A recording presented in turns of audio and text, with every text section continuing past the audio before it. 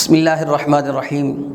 ثانی و تشم، اللہ تبارک و تعالیٰ نے میاں بیوی کے درمیان ایک رشتہ قائم فرمایا جس کو محبت والا رشتہ کہا جاتا ہے۔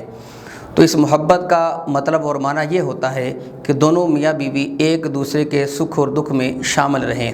تو قرآن کریم فرقان حمید میں اللہ تبارک و تعالیٰ نے ایک قصہ بیان فرمایا جو حضرت ایوب علیہ نبیین علیہ السلام کے ساتھ منسوب ہے۔ اللہ تعالیٰ سورہ صاد پارہ نمبر 23 میں ارشاد فرماتا ہے، خُذْ بِیَدِکَ ضِغْثًا فَاضْرِب بِہِ وَلَا تَحْنَثْ إِنَّا وَجَدْنَاهُ صَابِرًا۔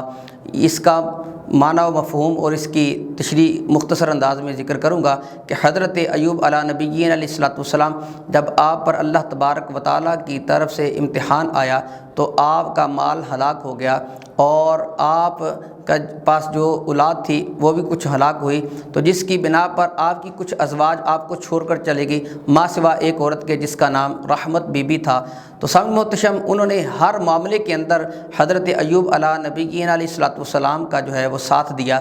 تو بالآخر جب حضرت ایوب علیہ نبیین علیہ السلام پر بیماری کی شدت ہوئی تو آپ جو ہیں وہ ایک طبیب کے پاس گئیں، وہ طبیب کے جن کے پاس جانے سے حضرت ایوب علیہ السلام نے منع فرمایا تھا۔ بالآخر آپ کو شفا ہوئی۔ جب آپ کو شفا مل گئی تو آپ کی اہلیہ نے کہا کہ میں نے فلاں طبیب سے جو ہے وہ آپ کے لیے دوا لی تھی، تو آپ کہہ دیجئے کہ یہ مجھے شفا جو ہے وہ طبیب نے دی ہے۔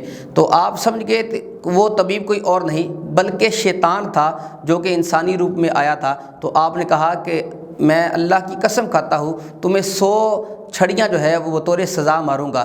تو جب یہ بات ہوئی تو اللہ تبارک و تعالیٰ نے اس عورت پر رحم فرمایا، وہ عورت جس نے حضرت ایوب علیہ السلام کے ساتھ ہمیشہ اپنا وقت گزارا اور دکھ اور سکھ کے ساتھ رہی۔ تو اللہ تعالیٰ نے ارشاد فرمایا، اے پیارے ایوب، آپ اسے اتنا ماریے کہ آپ نے ایک جھاڑو کا تنکا پکڑنا ہے اور اس تنکے کے ساتھ آپ نے 100 دفعہ اس کو مارنا ہے، اس وجہ سے کہ اِنَّا وَجَدْنَاهُ صَابِرًا، ہم نے اس عورت کو صبر کرنے والی پایا ہے۔ تو سامع محتشم، اس واقعے سے یہ بات ملتی ہے کہ جو عورت صبر کرتی ہے اور اپنے ہر دکھ سکھ کے ساتھ اپنے شوہر کے ساتھ رہتی ہے تو اللہ تبارک و تعالیٰ بھی اس کا ساتھ دیتا ہے اور اس کی رحمت اس کے شامل حال رہتی ہے۔ تو میرے عزیز، میرے محترم، آئیے اس واقعہ سے دونوں میاں بیوی کو سبق سیکھنا چاہیے کہ ہمیں دونوں کے ساتھ یعنی دونوں ازواجی معاملات کے اندر دکھ سکھ کے ساتھ ایک رہیں۔